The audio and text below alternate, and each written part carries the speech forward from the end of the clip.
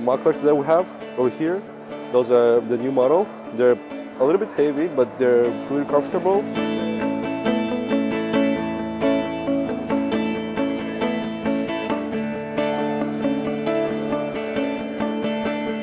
C7, this one C7 with attached grenade launcher to it, M203.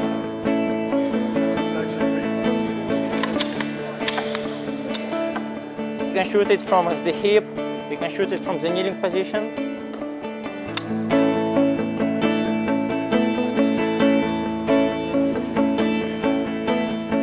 This is equipment we use during the summer.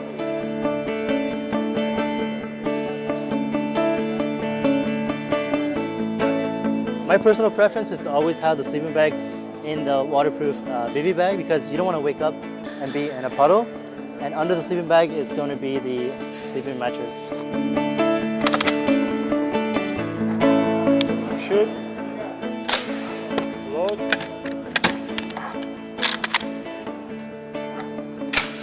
And continue the fire.